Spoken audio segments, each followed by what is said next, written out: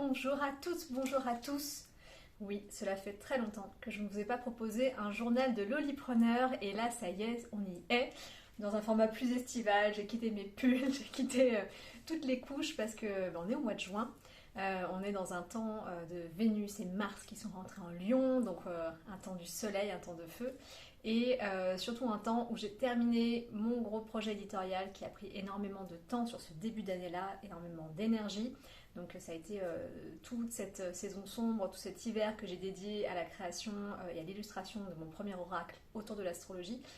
Et ensuite j'ai eu besoin d'avoir 1-2 mois de régénération, récupération. Et là ça y est, je me sens le temps, l'espace, l'énergie de vous proposer de nouveau les journaux de Lolipreneur. Et pour cet épisode qui relance la saison, on va discuter de la construction de son menu d'offres. C'est quelque chose que je vous ai demandé sur Instagram, j'ai commencé à partager dessus et j'ai senti qu'il y avait pas mal de choses qui pouvaient être partagées sur cette thématique-là et que ça pourrait intéresser beaucoup de monde, qu'on soit entrepreneur débutant ou aguerri. Alors déjà, c'est quoi un menu d'offres? Le menu d'offres, ça fait écho au menu du site internet là qu'on déroule pour avoir toutes les sous-parties, ou du menu du restaurant où il y a toute la carte qui nous est proposée. Et bien c'est un peu cette idée-là, avec le menu d'offres d'un entrepreneur, d'une activité, d'une entreprise. C'est l'ensemble des offres et services qui sont proposés et qui sont au mieux structurés, organisés dans un certain ordre, dans une certaine façon de proposer un tunnel à vos clients pour qu'ils entrent dans votre monde, qu'ils puissent le découvrir, qu'ils puissent aussi en sortir. On ne retient pas les clients, on les laisse naviguer comme ils l'entendent. Et le menu d'offres, c'est ça.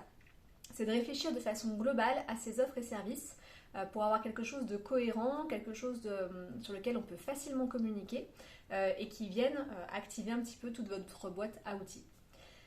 C'est une question qui est très une question de fond pour les entrepreneurs, de revoir son menu d'offres, d'avoir des nouvelles idées d'offres, de services, de peut-être remodeler les choses, après dans la finesse, peut-être les timings, les contenus, les prix.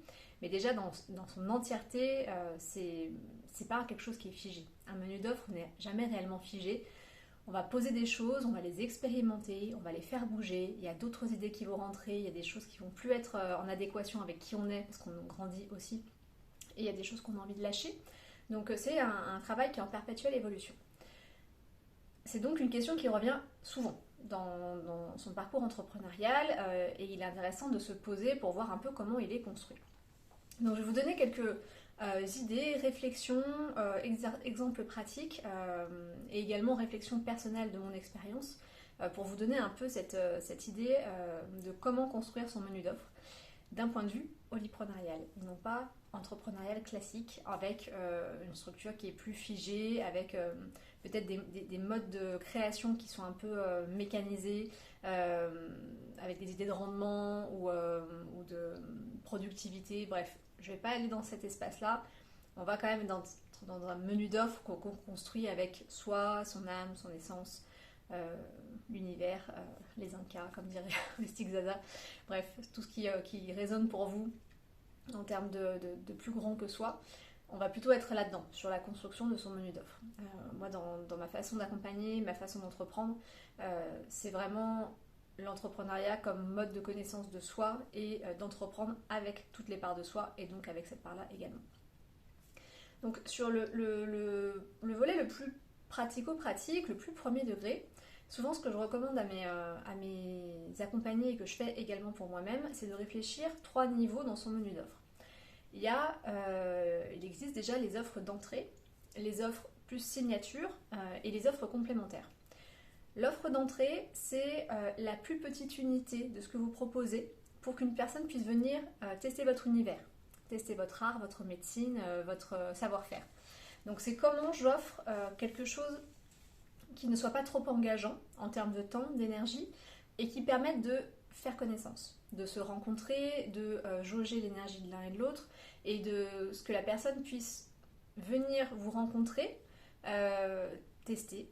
Parce que de façon extrêmement classique et pragmatique, quand on est client et quand vous vous positionnez comme client et non pas comme entrepreneur, vous n'allez pas voir n'importe qui juste parce que vous avez trouvé une carte de visite. Vous allez voir quelqu'un soit parce qu'elle a été recommandée, donc en gros cette séance découverte, cette séance d'entrée, elle a été faite par l'autre personne qui vous a prescrit, soit vous allez avoir envie déjà de connaître cette personne avant de vous engager plus clairement avec elle dans un accompagnement plus long, dans un produit plus grand, dans une offre plus onéreuse. Il faut déjà pouvoir tester ça. Donc tout ce qui est offre, service d'entrée, c'est comment je peux proposer ce que je sais faire de la façon la moins engageante, mais tout de même en se rencontrant, en discutant, en proposant ma médecine, mon savoir-faire à destination d'autres personnes. Donc ça, c'est une première partie d'offre. Il n'y a pas besoin d'en avoir beaucoup, ça peut être une seule offre dans ce sens-là. Classiquement, quand on fait du service, ça va être la séance découverte, la séance d'1 heure. Quand on fait du produit, ça va être un produit unique, pas trop cher. Ça va être je pense aux artistes, la carte pas d'identité, la carte postale, donc vraiment une plus petite illustration. Bref, c'est vraiment comment je peux réfléchir à ce que je sais faire et la faire en petite quantité, en petite unité, avec un prix attractif et avec une accessibilité en fait de mon univers. Ensuite, vous allez avoir les offres plus signature. Quand je parle d'offres signature, c'est un terme qui est utilisé en marketing, mais moi j'aime bien reprendre ce mot-là pour dire l'offre de ma signature vibratoire. Donc vraiment ma médecine, mon art, ce que j'ai à offrir au monde, là où je me sens pleine, entier dans ce que je peux offrir au monde. Donc ces offres signatures-là, ça va être l'essence, le cœur de votre proposition. Donc si vous êtes dans le service et que vous avez une offre découverte d'1 heure, en fait vous, quand vous êtes vraiment bien, ça va être 2 heures, ou ça va être un programme de 5 rencontres, ou ça va être un pack complet de produits autour d'une thématique particulière. C'est vraiment là où vous vous sentez le plus en maîtrise de ce que vous faites. Et c'est pas forcément des offres qui sont packagées, ça peut être du devis, en disant mon offre d'entrée. Je prends l'exemple de la conception-rédaction. Moi, je fais également de la rédaction. On peut se dire que la plus petite unité, ça va être de faire rédiger un portrait d'entrepreneur. C'est quelque chose d'assez court, un paragraphe, des choses simples. Et puis ensuite, mon offre signature, ça va être des devis sur mesure avec un taux horaire de temps. Mais mon offre, c'est ça, c'est de pouvoir être dans la conception-rédaction en me connectant avec la signature vibratoire des personnes, en ayant un procédé de vulgarisation, en intégrant des concepts autour de la spiritualité dedans. Enfin voilà, je peux packager cette offre sans pour autant qu'elle ait un prix fixe. Ça peut être un prix au devis, mais c'est le contenu de cette offre qui est signature. Là aussi, vous pouvez en avoir un ou quelques-uns. Avoir plein d'offres signature, ça fait pas sens forcément parce que c'est vraiment ce qui est le plus rapproché de votre essence, c'est ce que vous êtes et ce que vous faites. Donc souvent, on concentre et donc c'est un produit ou 2 produits, 3 produits. Cette essence-là, elle est vraiment votre ce qui vous fait, ce qui à la fois vous donne le plus de joie et qui est le plus simple pour vous. C'est pas compliqué une offre signature. Si ça commence à devenir compliqué, ça veut dire que vous vous éloignez de votre signature justement à vous. C'est la simplicité, c'est l'évidence, c'est la joie de l'innocence, c'est la profonde maîtrise de son sujet, l'expertise qui se positionne à cet endroit-là. Souvent on essaie de faire compliqué dans la construction de ces offres parce que comme nous on est en maîtrise de notre médecine, de notre art, de notre savoir-faire, on a l'impression que c'est facile pour les autres aussi. Et donc on essaie de complexifier pour le rendre intéressant à l'extérieur. Alors qu'en fait, si pour nous c'est simple, c'est parce que nous l'avons traversé. Parce que cela fait partie de nous. Nous l'avons intégré et donc nous pouvons être légitimes sur cette thématique-là. On n'a pas besoin d'aller chercher très très loin. Et plus c'est simple, plus on est en référence là-dessus. Parce que si pour nous c'est de la simplicité, on dégage simplicité envers l'autre. Si pour nous c'est de la complexité, on dégage complexité envers l'autre. Donc l'offre signature, c'est vraiment simplicité, évidence, joie, savoir-faire, expertise. Là où on a traversé, on a expérimenté, on peut accompagner sur cette voie-là. Et je ne parle pas que de l'accompagnement de service, peu importe ce que vous faites. Si c'est de l'art, c'est votre façon de faire de l'art. Pas besoin d'avoir plein de choses autour, des goodies, des machins. C'est votre art. Si vous faites des produits, vous vendez des savons, c'est le savon que vous savez parfaitement faire. Si vous faites des tatouages, c'est le style qui vous plaît. Donc vraiment de trouver cette signature qui est qui vous êtes et ce que vous proposez au monde. Et après, la troisième catégorie d'offres et de services, ce sont les offres et services complémentaires.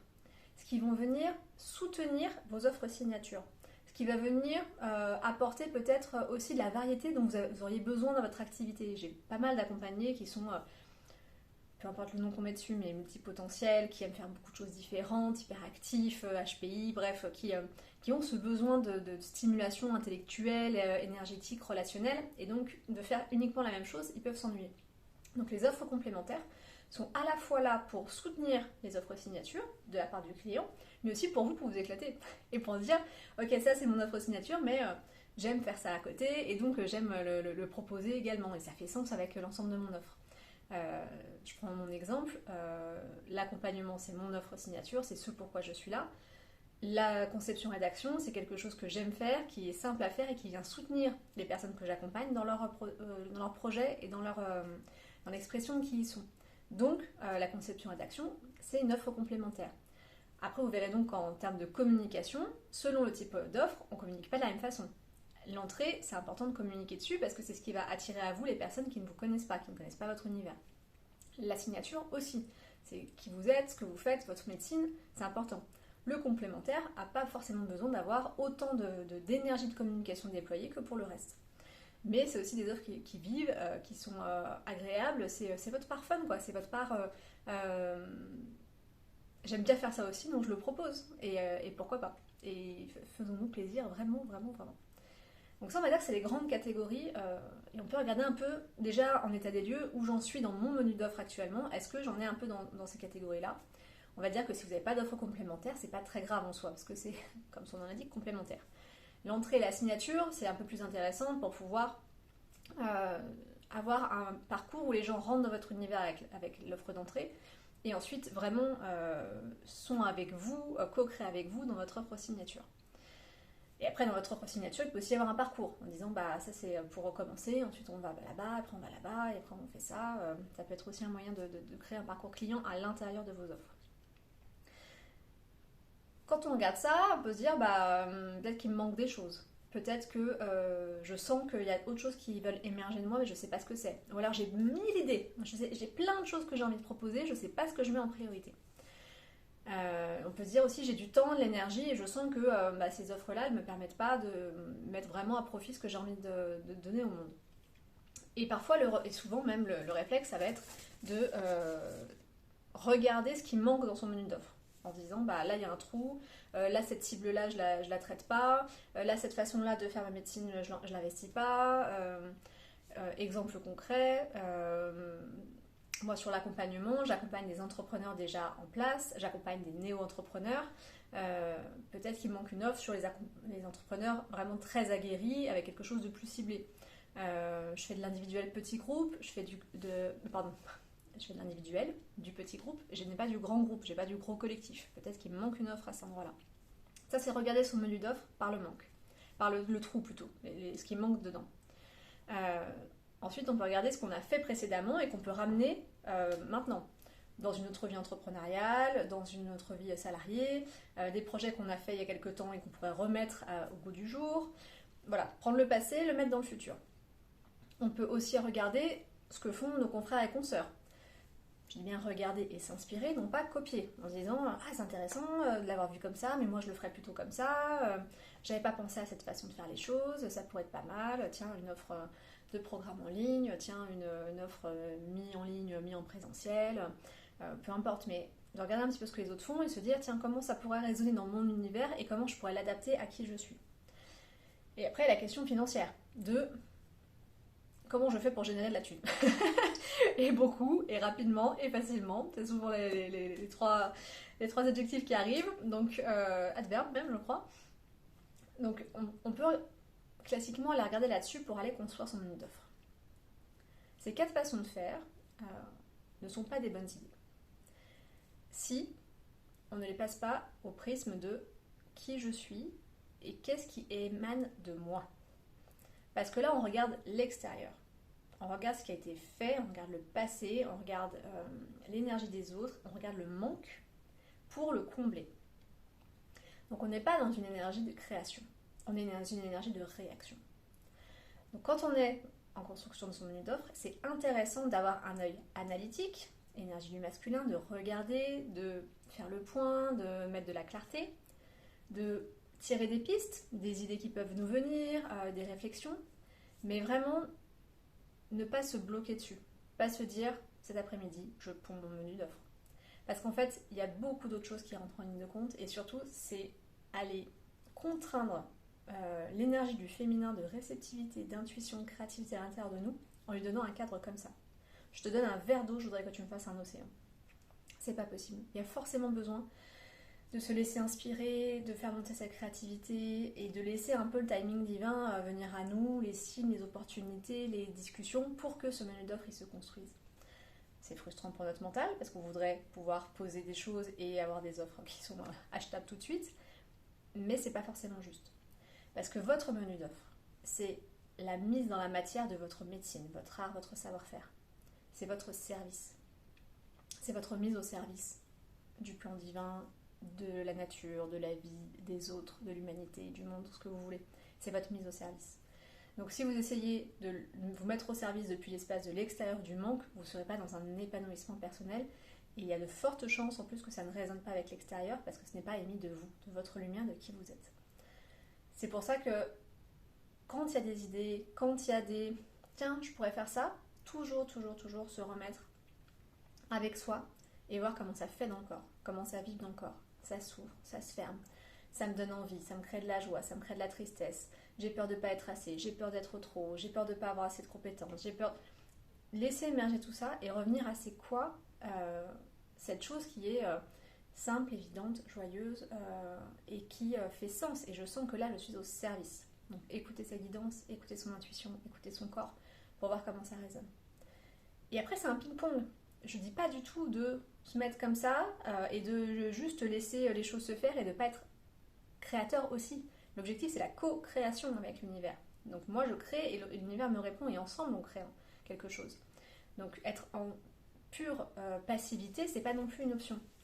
Mais c'est comment je passe au prisme, au filtre, au tamis plutôt, de mes sensations, de mon ressenti, de mon intuition, pour savoir si c'est juste ou non de construire ce menu d'œuvre de cette façon-là. Ça, c'est quelque chose qui est important. Donc ça se construit dans le temps. Il ne faut pas être pressé dans cet espace-là. Souvent, votre offre signature, elle va sortir facilement parce que ça va être l'essence de votre art. Après, les autres, elles peuvent se construire. Après, d'autres offres signatures vont se construire autour. Se laisser le temps de le faire. Et après, quand vous arrivez à quelque chose qui vous semble OK avec vous, avec votre corps, avec votre intuition, avec votre guidance, à ce moment-là, il faut remettre une petite couche de masculin pour se dire déjà comment je le structure dans la matière, quel timing, quel cadre, quel contenu, quel prix, quel volume je vais mettre à chacune de ces offres et services. Et ensuite, est-ce que c'est viable ? Si je décide, je prends l'exemple d'une accompagnée récemment qui faisait des box. En faisant le calcul du prix de la box, son prix de revient, donc vraiment elle se garde dans sa poche, le nombre de box qu'elle peut faire et le nombre de jours par mois, elle se tirait à peine un SMIC avec uniquement ce produit. Donc il y a un problème. Ça ne peut pas être uniquement cette offre-là. Il y a forcément quelque chose à revoir, à retravailler, à rebouger dans ces lignes pour que ça puisse être viable. C'est aussi important de remettre cette discussion avec son masculin intérieur en disant ok, donc maintenant, comment ça se manifeste ? Si je veux faire que des séances individuelles avec des personnes, c'est là que c'est ma médecine et que je les vends à 40 balles parce que je veux être hyper accessible et que je ne peux en faire que 10 par semaine. Est-ce que je gagne ma vie avec ? Principe de réalité. Aussi de revenir à ça. Donc c'est un ping-pong. C'est j'essaie, j'expérimente, je teste, je reviens. Aussi dans sa construction. Et après, quand on y est, parce que vous allez mettre en place votre menu d'offres et de services, peut-être que ça va bouger. Peut-être qu'en le faisant, vous allez vous rendre compte que ça vous prend trop d'énergie, que ça vous apporte pas assez de joie, que vous avez envie de faire plus de ça, que finalement il faudrait bouger cet élément-là. C'est complètement ok, c'est organique. C'est vraiment rien n'est figé dans le marbre, c'est un processus qui est organique et qui revient et qu'on a besoin d'expérimenter, de vivre pour en tirer l'essence et savoir ce qu'on va en faire. C'est un process qui vraiment se refait, qui est cyclique et qui vient et qui revient et qui nous permet d'affiner à chaque fois et qui n'a presque pas de fin parce qu'en fait, tant que vous êtes entrepreneur, vous pourrez refaire votre menu d'offres et c'est complètement ok. Ça ne veut pas dire que vous êtes... Je vais nuancer, ça ne veut pas dire que vous êtes changeant, ça dépend. Si vous ne vous laissez pas l'opportunité de vraiment expérimenter, là il peut y avoir quelque chose de l'ordre de la fuite, de se dire bah ça marche pas, j'ai mis ça en place, ça marche pas, je bouge. Bah oui, mais là c'est comme essayer d'attraper une fourmi. Il y a un moment, il faut qu'elle s'arrête pour qu'on puisse l'attraper. Et vos clients, ils ont besoin de pouvoir vous attraper. Donc se laisser le temps à la fois d'expérimenter ses offres, ses services, et aussi se laisser le temps et l'opportunité de pouvoir les modifier quand on en a envie. Et avec cette idée-là de l'entrée, de la signature et du complémentaire, vous avez le cadre en fait pour naviguer dans ces créations d'offres et de services. Vérifier la viabilité financière. Est-ce que, avec ce que vous avez positionné comme mise en la matière de ces offres et services, c'est viable pour vous financièrement, ça correspond à vos objectifs.